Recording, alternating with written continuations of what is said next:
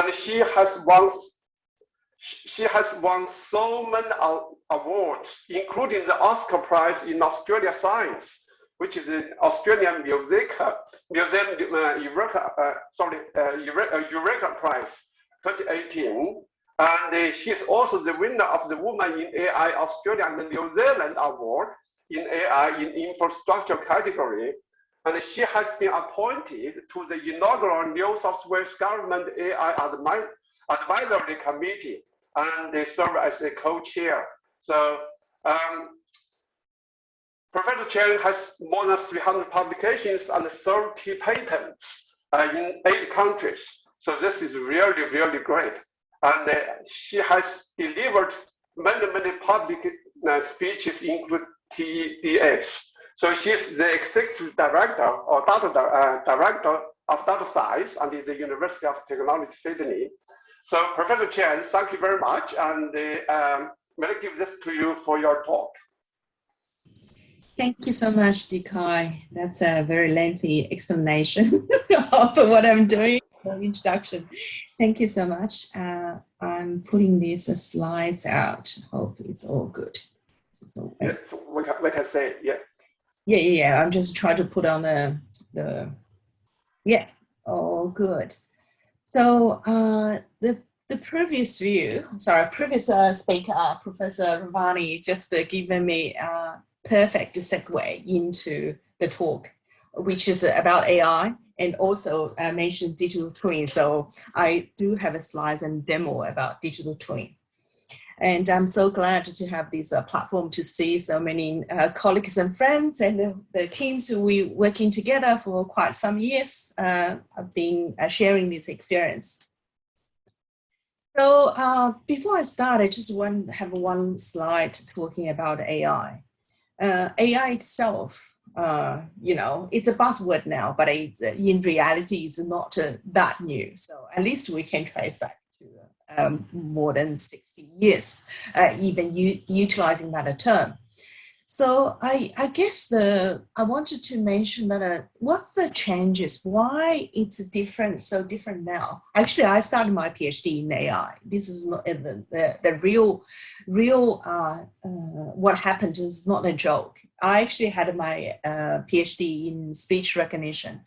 And at that time, I try to get, you know, a better recognition, on a better performance of the recognition, I have to fake my North American accent because there's only data coming from North America. This now, the data is everywhere, and with you know, IoT sensors, there's billions and trillions of data points collected, you know, on a daily basis. The other thing we all not surprised to see that supporting infrastructure, such as computing power, such as storage, we see the cloud everywhere. All those ones give the environment for AI to blossom. So this is the sort of headline of what I'm trying to talk through today on the infrastructure maintenance. Of course, using AI, the power of AI is ingesting various different data and finding the patterns, seeing the, you know, the potentials, and they try to apply them into various different sectors to get a business outcome. So I'm going to talk about water and sewer. So some of the, you know, colleagues, friends, I saw your name there. So we've been working together, having fun, playing with water and sewer. And I'm going to talk one case around Harbour Bridge, and talking about public transport in power, and one case in power, and one telecommunications. Essentially, trying to use some of the case studies to showcase how AI is actually being applied, and have a lot of potential for future to be applied in the infrastructure maintenance. So starting from my favorite topic, which is the water main or water pipes in more layman's language. So if you're looking at this this map, this is actually past 20 some sort of years of data plot on the failures on Sydney. If you're looking at the, this corner, if you can see my mouse, there's a lot of green lines. That area is the CBD, and of course our UTS is somewhere in the middle. So all those green lines are called critical water main, which is in general size larger than 375 millimeters. And the dots, red dots, is the failures on the critical water main. The other side, if you look at yellow lines, are the non-critical, which is smaller size, or the pipes not under the critical infrastructure, for example. And the blue dots are the failures on the non-critical water main. The background, the different color is actually soil, different attributes of the soil. This is only a simple representative of the data points. The question from the users or from the infrastructure owners' perspective is looking at the past 20 years dots or failures.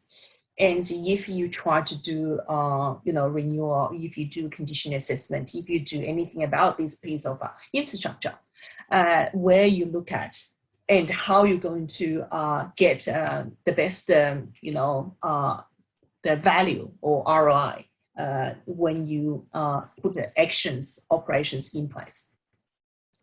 Of course, what we're trying to do to work with the utilities is try to avoid the failures on the right-hand side, which is, it's real. Actually, the risk is real. That picture is one of the water main failure triggered the burst of 13-floor fountain in other states. It's lucky it's not in Sydney or in New South Wales.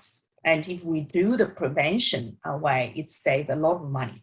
By some calculation, ROI perspectives is saying that if you do now, it's only spent 10%. Rather than flood the road or cause other social economic loss. Of course, the key is how to do it. We all this is a kind of generic framework, but it's applicable to all these scenarios. The challenge, of course, is starting from the raw data. Raw data is so for to understand the pipes, the raw data coming from the pipe attributes like the length, material, built year, where to bury, etc., and the geometry of the network. You have soil, you have weather, you have operational factors such as loading, the pressure, and of course you have the past history of all those failures that can be sparse, can be sporadic over the geometrical framework, depends on. Then from machine learning AI perspective, understand the features is very, very important. And that helps us to structure the algorithms to build the predictive model. And then from that one is generate the priority list, which is the high ranking, basically is ranking the risk of those pipes and ranking the feature importance to have communications or conversations with domain experts so that to confirm, validate those kind of findings as data-driven findings are reasonable. And we run through back and forth many rounds in order to produce this so-called pipe failure predicting tool, which is in use now. And then, of course, in order to give confidence to people to adopt AI-based solution, validation is super, super important. And this curve is generated by using 30 water utilities data. I mean, we worked with not only in Australia, the main utilities in Australia, and also the utilities in UK, Hong Kong, and other countries. And to quickly explain what the chart shows. So this one, the red, line with the envelope, is showing the traditional way of predicting failures or the traditional methods. And the green one is our methods. We actually based on non-parametric methods. And then for all the utilities, doesn't matter is it for renewal or condition assessment, you can only, money-wise, cost-wise, you can only look into very small percentage of the pipes you can look after, which is looking at, of course, absolutely less than 10%, as close as possible to zero. Say, for example, 1% or 2%, that would be ideal. So if we just using this, 10% example, this shows, says like the traditional way of having 10% of the pipe inspected. You will find some around the true ground truth around 14%. And then what our method's doing is around 52. But if you're looking at the companies we worked significantly do the validation now is for example, Sydney Water, that range is up to from I think it's a 2.5%. I remember 2.55% something. The reach is up to 70%, so it's quite high. What I'm trying to say is, if you have significant data input and keep validation, make AI smarter or learn the features to improve this through the continuous learning. The features, the accuracy will improve. So this is actually the tool, how it looks like. Of course, there's different layers of the prediction tool. This is the attributes level, which is looking at the attributes I was saying about the pipe, normal standard attributes. And we do have a tree canopy map as a green, lovely Sydney or New South Wales. And there's a lot of in the trees there. You can see the tree canopy and the tree roots actually do most of the damages to the water pipe as well. So topography is also important. I don't need to explain that. So the failure prediction, the accuracy is most important for most of the AI or machine learning type of methods. And when the accuracy get good enough, and you change the equation, change the dynamics of all the perception as well as the usability of these algorithms.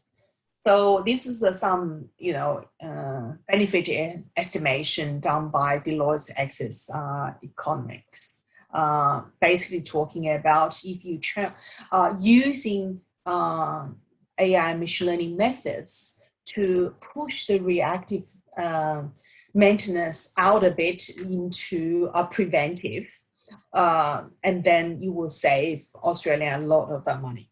So by that estimation, even we're looking at the water main, the big chunk main itself, it will save, more than 300 million. And this is, with the piece of work and formulated the core part of we're actually winning the Eureka Prize for Excellence in Data Science. I'm very proud of that. Of course, it's a fantastic teamwork together with utilities as well. So moving to another favorite subject, and I know a few of the audience here know this subject very well. We still are collaborating on the projects around the sewer.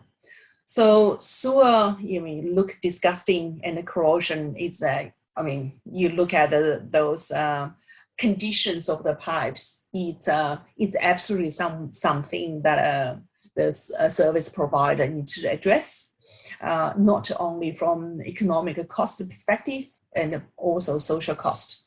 None of us wanted to smell bad things out of the sewer, and of course, none of us wanted to get into those environments either to do the sewer maintenance. So the challenge in sewer corrosion, one is a large number of the sewers. Of course, the manual inspection is not possible, and with limited resources and how to spot the high risk sewer pipes, so that we can do, either preventive, or you can put some preventive measures into that in terms of lining or other methodologies. That's important. And then, of course, we have to start with how to understand or predict sewer corrosion to start with. So when we're talking about sewer corrosion, have to look into, at least there's two important aspects, like H2S, which is hydrogen sulfide, and then you have temperature. Actually, relative humidity is important too. However, it's really we don't have a lot of measurement or data around that. So the case study on Sydney sewer network, this is the data we use. Sewer network geometry, so it's important to know the coordinates, know where the pipes are basically in the sewer network and how they connect to each other. The second one is the H2S. H2S observation actually have, you need to know where the observation sites are and also the records. So for this exercise, we used about 4 years data, and sampling frequency is 15 minutes. That's quite a lot. And now it's the new initiatives actually updating all those ones. It's still underway. A temperature observation, again, is from the 13 observation sites. It's with a frequency of 15 minutes as well. So again, it's a large amount of data put in. The last one is basically human inspection reports used as the validation. Basically, it's a ground truth. If the tool or AR predicted something, is high risk, whether it's high risk. And then, in the sewer corrosion analytics, the two important things, one is, to estimate the influential factor, H2S, and the temperature, and the other one, based on this one, to come up with a corrosion risk on the entire sewer network. I'm not going to talk in detail in terms of methodology, but for people who's really interested in this one, please, feel free to reach out. And on this particular case, we're actually using GP, which is a Gaussian process, to give certain, to estimate the weight in aggregated way. If you're looking at the simple chart of the, to understand where the sites you H2S level. So you need to consider all the connections from A, B, and C. So I wanted to mention one thing in this whole estimation, which is the keywords called uncertainty. Uncertainty embedded is a natural side effect or side product of all these probabilistic based methods, or the AI machine learning one is. Basically, you can't get 100%. It's very hard to get 100% correct. So if we're looking at it in the middle, is an illustration of the uncertainty band or uncertainty envelope of your estimation. And then when this band is wide, particularly with limited or sparse data, and then this is a big challenge. And this is one of the things we're actually working with the robotics team to address that one. For example, if you have a more sampling point inside this wide band area, and then potentially you can reduce that band utilizing extra data points or data collection. And this is you can see a little bit in moving. Left is estimating the H2S, right-hand side is corrosion risk. And looking at the representation perspective is a higher, the reddish, more the color, the color bar on the right-hand side is more reddish. That means is the concentration, H2S concentration level is higher. And if you're looking at the thickness of those bars showing, and the thickness is representing the uncertainties. So the band is wider. And this is actually based on the corrosion estimation, and we are generated the useful tool for sewer chemical dosing in sewer, basically is optimizing the chemical dosing with the H2S patterns, with the impact measured from the dosing to the downstream, and then providing those feedback to your dosing point of how to, dose the optimally. Okay, I finished my favorite story around water, and but the same concept in terms of the failure prediction on the assets or on the infrastructure can apply to various different things. This case is actually in the gas pipe detection prediction or defect prediction, which we did for Warding Parsons a number of years ago. And again, I want to mention the other thing. In all these predictions, the other challenge is, of course, a false alarm, false positive and false negative, and how you can generate a certain, defects detection or alarm without too much of a false alarm. This is another challenge part, which, of course, I know the teams here has been encountered, and also, dealing with those challenges on a daily basis as well. Okay, moving on, shift a little bit into the other sector. So this piece of work is around the impact on the power supply. So power supply is superbly important to supply our services in telecommunication, for example. And this is with one of the largest service provider in the country, to utilizing the historical incident record, site load, battery, power distribution network information, etc., to estimate outdoor temperature is very important, to estimate where the mobile energy tower or energy supplier is potentially have a faults, and to understand those risks in advance, which is help to identify 40% more of the faults under the same spending. So basically you spend the exactly the same money to scout around how, which of the mobile energy unit is about to fail. You do the maintenance or service beforehand, so that your overall, energy supply will maintain less interrupted. Another one, very important for the public infrastructure, which is public transport services.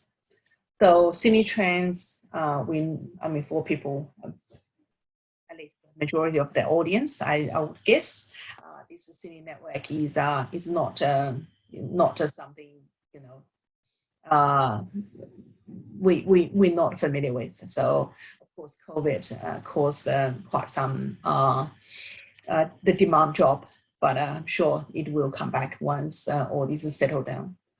So it's a lot of trips and stops, and carry on a lot of people around the city. So the tracks is about 1,600 kilometers of tracks to maintain. So let's looking at the track inspection. So the normal process is you have vehicles. They have a vehicle inspect the track. You have inspection data, and there's images in the sent back to the office, which actually is not too far. It's somewhere in Grandview, and there's a whole bunch of people maybe 20, 15, 20 people, they're eating their sandwiches, flip the images and find where the potential, and of course, on-ground inspection and repair that will happen after those defects have been alerted. So the aim is very simple, is how we can accelerate the process, improve the productivity by using some AI, particularly in this case, computer vision technology, and also improve the quality and safety of the maintenance. In this defect detection system, we actually tried deep convolution neural network model. And the starting point is detected those missing clips and the bolts. And we trained on the menu labeled defects and also normal images. So this is some sample of missing clips look like. And they are the loose nuts and the missing nuts or missing bolts. As I alluded to, so you have an inspection database, and then in order to have this build this model, of course, you need to train the model. You need to review and compare with your ground truths, and then even get a reviewer's feedback and confirm the defect and then the back and forth. So over the time of I don't know how long that, can't remember, maybe 18 months the project lasts. And we actually been able to achieve quite good results. I think compared to the ground truth is around the city circle, the results shows 97% or something. You can see that this is actually the software or the proof of concept in moving to identify the concerned points, and based on that one, also generate a heat map of the defect that has been supplied for the decision making of the track maintenance. Computer vision also has been applied for various different purposes. One is understand the arrival departure time. The other one is understand the people movement, particularly the movement around the platform. So when people select for train services, you tap on, tap off, for Central Station, 50,000 people at 8 a.m., for example, but you don't know the distribution of the people into different platforms. So that will affect the overall assignment model and overall, crowd management for various different train lines and network. So let me drill a little bit into the arrival departure time. So you can see that, of course, you find the areas of change, you find the difference between the frames, eventually to find using the color space and the segmentation to help to understand a bit of scene.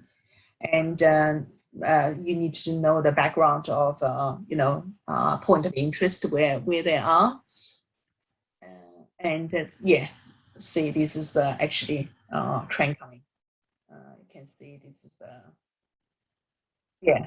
where the computer vision software is looking at and the focus on a certain point.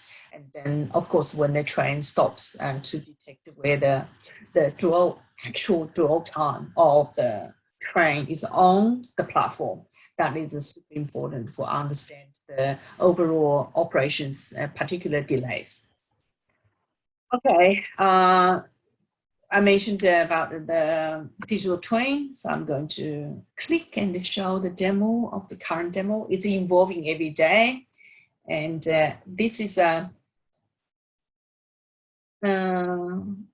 basically this is the train replica of the train network, and we used the 5th of May this year to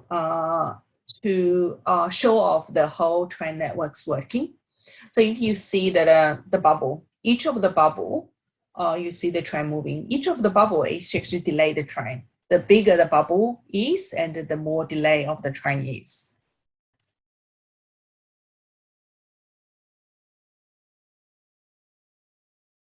Yeah, this is the Borough and the Hornsby City tram through Gordon, and this is the tram. I mean, we have a different functions set for people to review into, most delayed train, or you interested in particular train line, particular services, more delayed, and yeah. See, this is a turn off the trains to focus on delayed trains only. So if you turn back, you have more trains, and you can track the delayed trains in the network and see where they're at, and prepare for the resources at the platform. If the delay, of course, is beyond the recovery, and then how you channel out different crowd from different platform, those all the operations questions that a service provider is running. So this one is actually scenario planning. Choose incident location, and then to fast forward impact in time. So this hypothetically is not really happened on a day, but hypothetically it's a stop at the St. Leonard's. The train can't go through for 20 minutes. And then you see this is the impact of all those accumulated service is going to park there. Yeah, of course, from 9:40 onwards, that will take time to go. Sorry, the video is really, really fast. So this shows the overlay of the network, of the water network. All the green lines are the water pipes, and the little dots are the sensors, and this one is air quality. So yeah, you have a real-time feed into the platform to show the different quality. Of course, as I said, we're building day by day, and we actually have the 3D model of the whole city. It's just in order to render that at a high resolution, it takes time or take resources. So I won't show it in the demo here. So you got a bit of feeling of the digital twin. Basically, is the potential operational platform for understand the situation with the real impact data, real situation, and also you can contemplate the different scenarios for the city operations and running. Next one is also important, and also I know quite some people here has been working on that and interested in, which is around the structural health monitoring. And then there's so many infrastructures, particularly like bridges, tunnels, all those ones requires most of it is condition-based maintenance.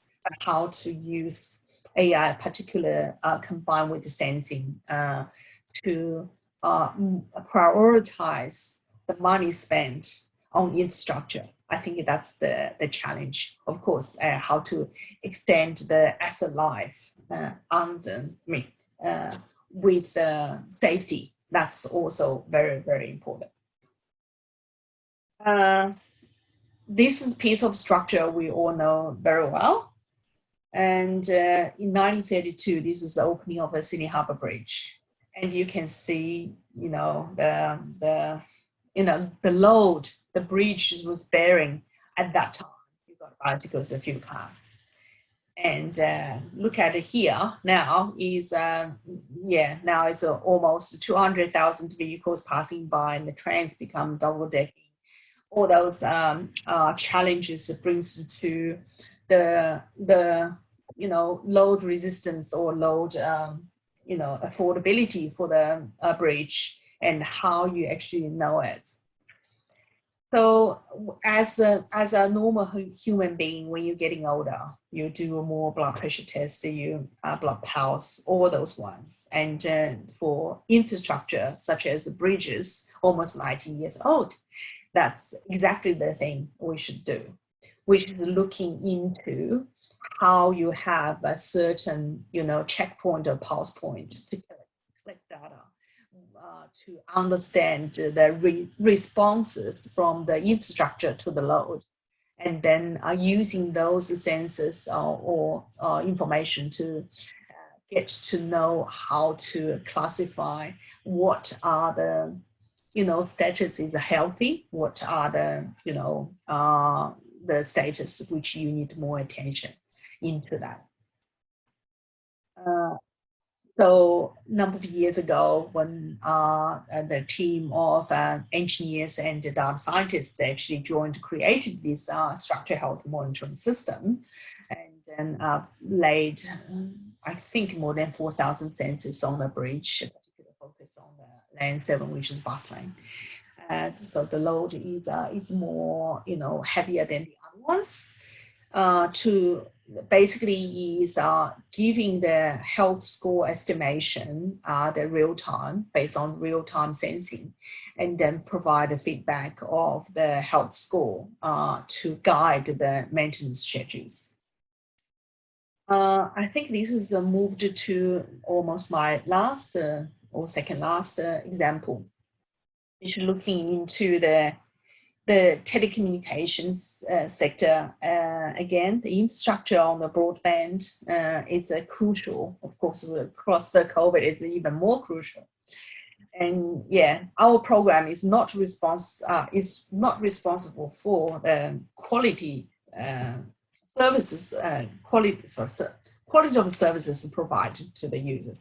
We looked only into how to make the on-time connections for the users, because when there's a huge amount still demand from turning other type of networks like a copper networks, etc., into the fiber, into the NBN type, and then the demand distribution and the growth of the demand on different areas is actually different.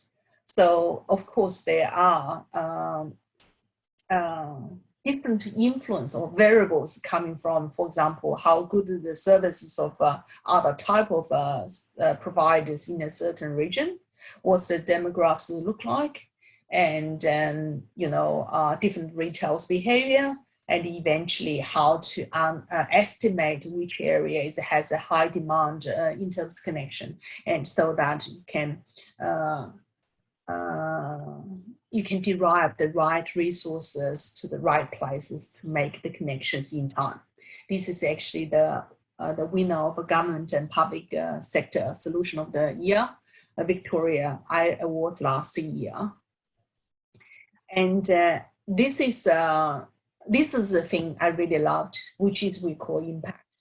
So the impact can be quantified by using the solution in quite a straightforward way. So for example, we made 30% improvement on the prediction accuracy, and that will turn into the reduction of workload. Reduction of the basically is the manual workload.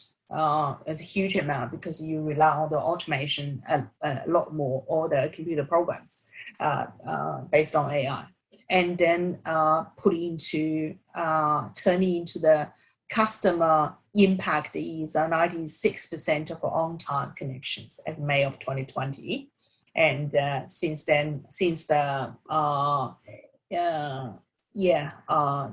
we started using that, is the 22 point something new customer acquired, and then with meeting with the growth with on-time connection.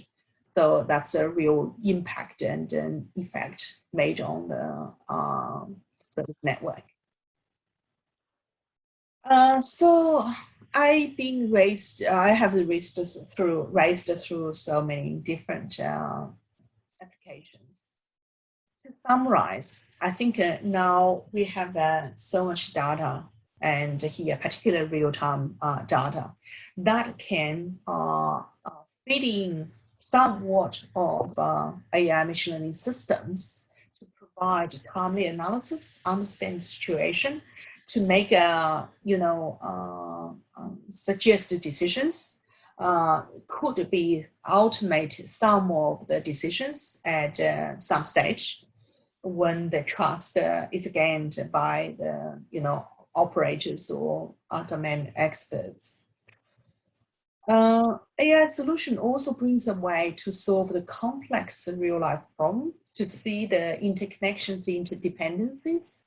One example I haven't listed here, but I could very quickly race through. So, for example, back to my favorite sector, which is water.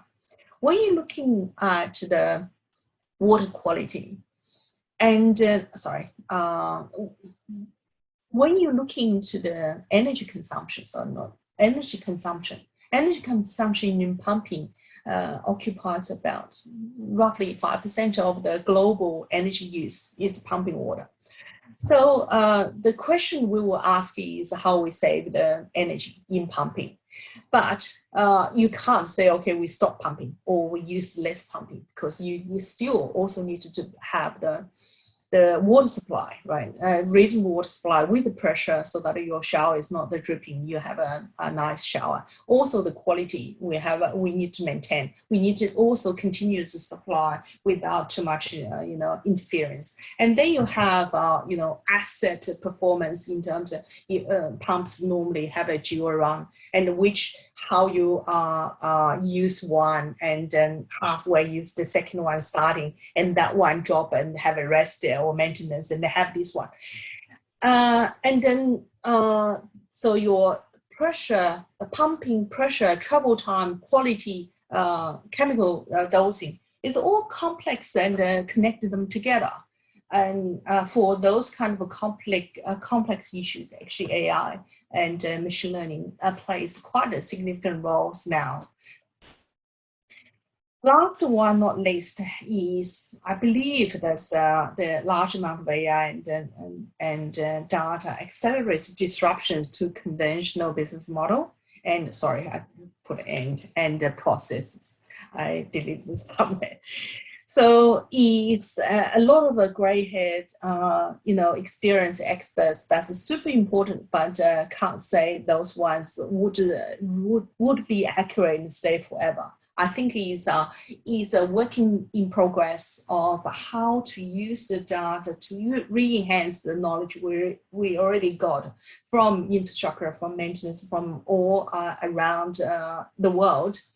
And utilizing data to keep refreshing and build a more accurate data-driven model to capture the knowledge and also validate the observations, eventually moving towards using more evidence-based decisions to improve the safety, productivity, and efficiency, all those ones. So I think in summary, we will see more and more AI incoming. Thank you very much.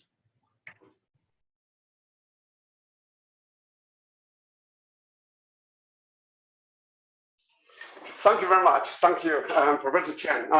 You have been applying AI and data science in infrastructure in many industry sectors. So this is really great. So now we just open to the audience for questions. So anyone like to ask questions?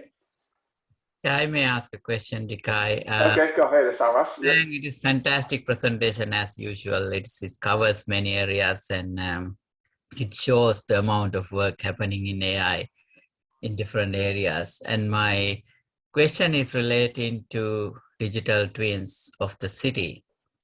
So since there are so many players in order to build a comprehensive digital twin for the city in different areas, do you think that is something feasible for the government or any other body to involve to get this sorted out, or how far are we in terms of creating a digital twin, for example, Sydney? Great question. I didn't expect that you asked me the first question though. you haven't been fed up of working with me and the team as yet. That's a good sign. So, yeah, it's a fantastic question. And this is also the question probably we should advocate more and looking for leadership. I think the as you rightly pointed out, there's so many different buzzwords there. I would say it's the same as AI and machine learning, and probably in some other areas as well. Is okay, in digital twin, most of the application at this stage is to try to replicate the physical world. And I would say most of them is to provide a 3D representation of the physical world. Like build like a 3D environment and then put the data, you can display data, maturity. What we've been focusing on is we already call it next generation digital twin, because I believe, and then same as a team, believe that the real use of digital twin is in operations and in contemplate how you're going to, do the scenario planning. For example, you have a replica, right, of the world, right? And then the idea is before touch the real world, you do the simulation in that one and say, okay, whether this policy is good, whether if you have you build the new parkland, for example, and now it's nothing. So now it's nothing. How you're going to, you lay some roads there, you lay the buildings, and the building will have a certain amount of residents, and how residents is moving around, and what's the water supply you would need, what kind of energy you need, how many trees you need, what school you need, right? So those ones are the things you should be able to contemplate using the digital twin before you actually building that. That will be ideal. At the moment, I think we're still very, very far away. I mean, very far away means I haven't built, but I'm not saying that it will be a 20 years journey. I think it's much shorter than that. However, you rightly point out is we need a leadership. We need a consensus. We need a coordination. Is now, the play is quite segmented. So I can't answer the question apart from saying that, a UTS is a leader. We needed to put us out. And lucky is at least for this digital twin, we at the moment still hold the finalist of the ITS Australia award. So we just put ourselves out, put use cases out, and then welcome all the collaboration and champion leadership, at least from one way. Thank you very much. Okay, so there's a question from Fang, which is about, are there algorithms which can address the time lapse between real and predictive results by ANN or RNN, especially in long-term forecasting?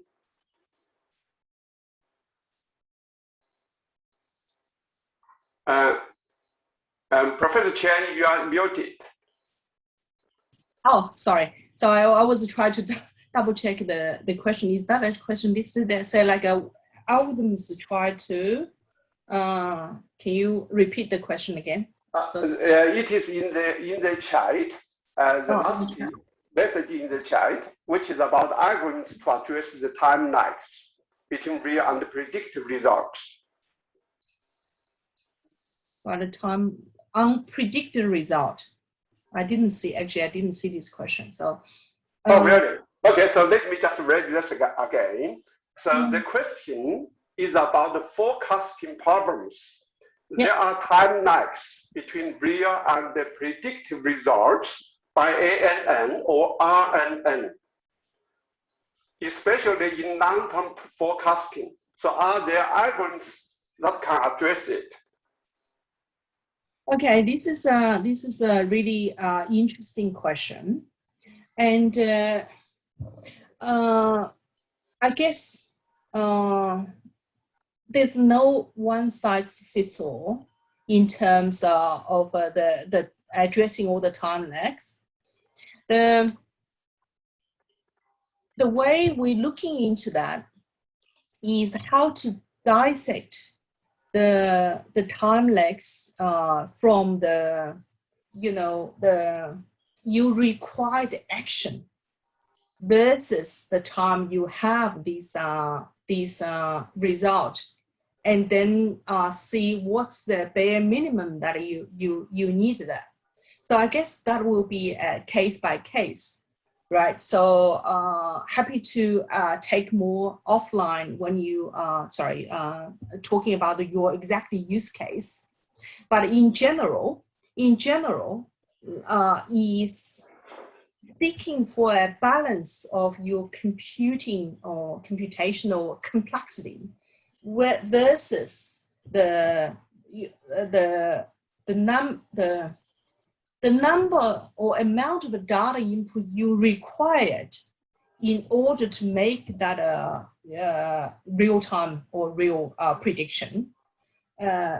Then last one, as I said, is you require decisions. So like you require decision 3 seconds before, or you require decision 5 days before. So is that eventually needed to seek for a balance or compromise on those different variables.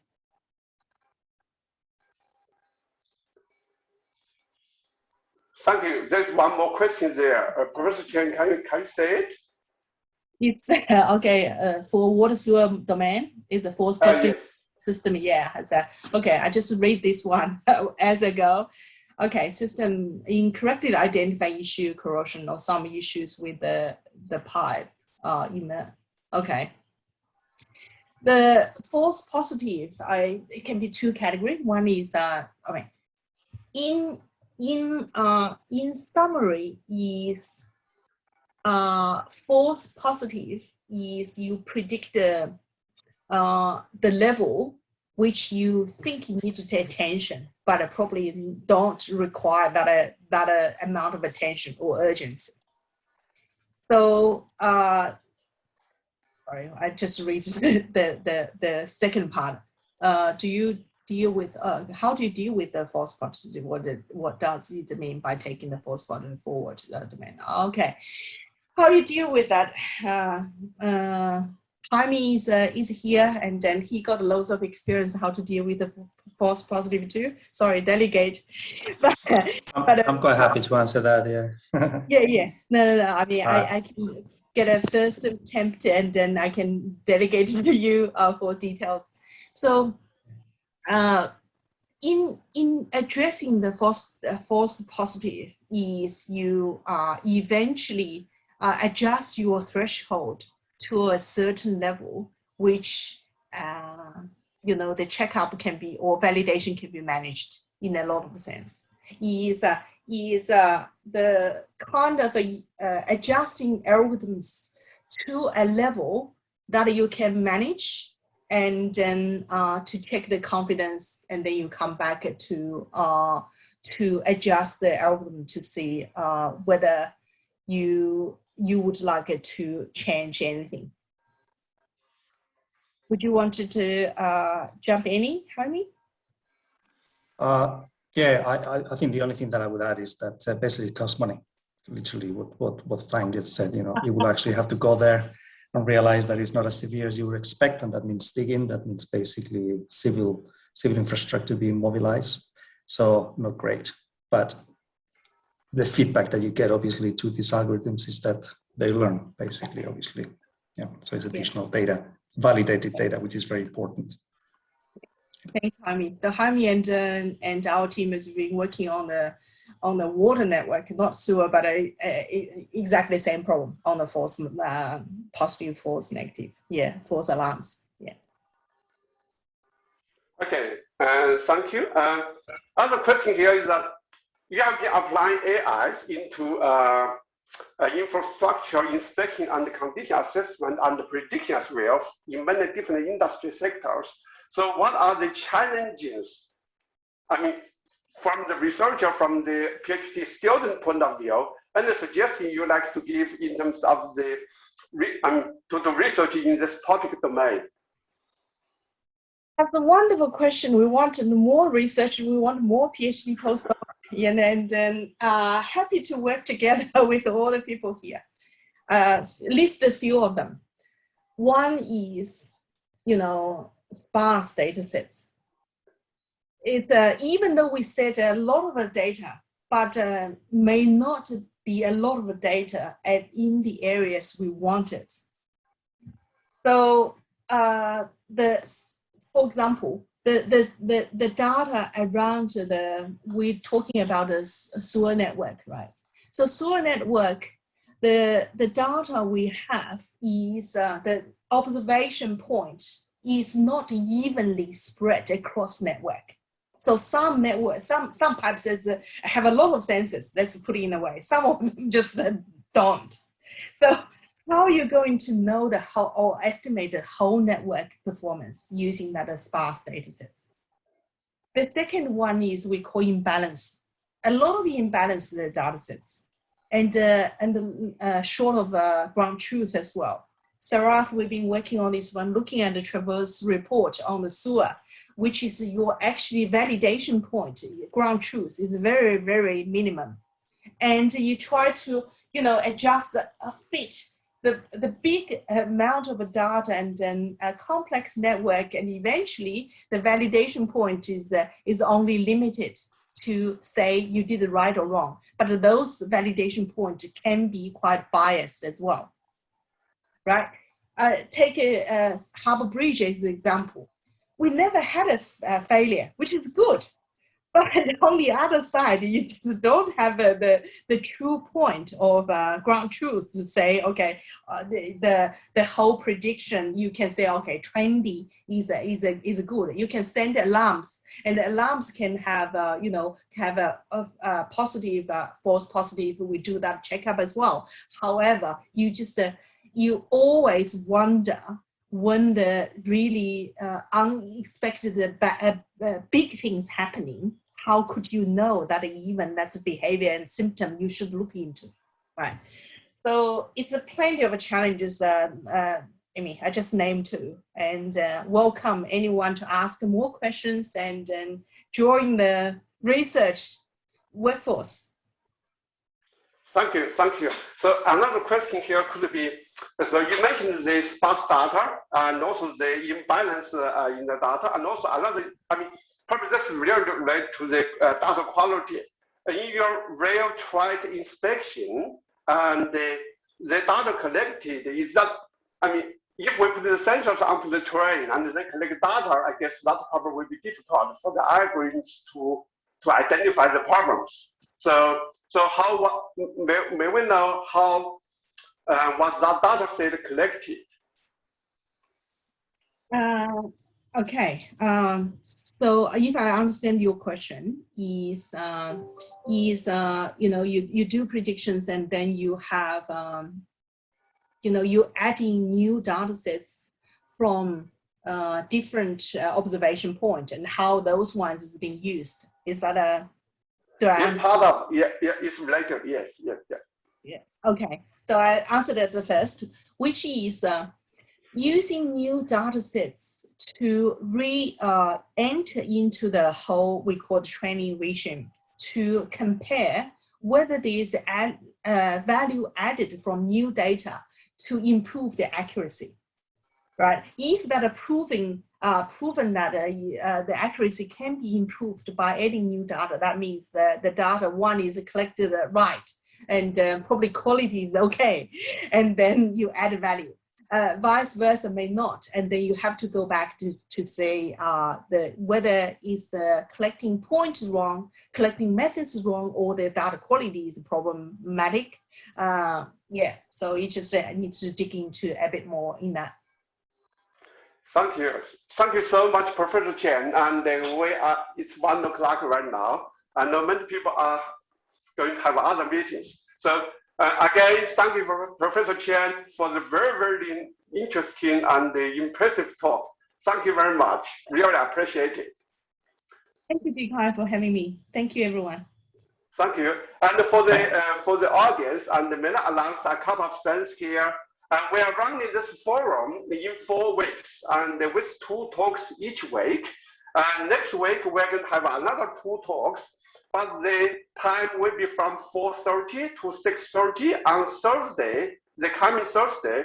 The reason we put in the afternoon, mainly because of the speaker is from Spain. So due to the time difference, that's why we scheduled the talks to that time. So, and that professor will talk about tunnel construction and inspection, and also we have a senior manager from city water or talk about the water main system inspection and the assessment. So, so then week after next week, we're going to have another 2 talks, and that we come back to it from 11 a.m. to 1 p.m. The last session will be on the 9th of December, and we are going to have 1 talk plus a panel discussion. And this panel discussion could be very, very interesting because we have the panel members who are academics, and the panel members are senior managers in industry. So that is a combined panel discussion. So, okay, looking forward to see you in next week. Thank you so much, Professor Chen, again, and thanks to everyone for attending the forum. Thanks, everybody.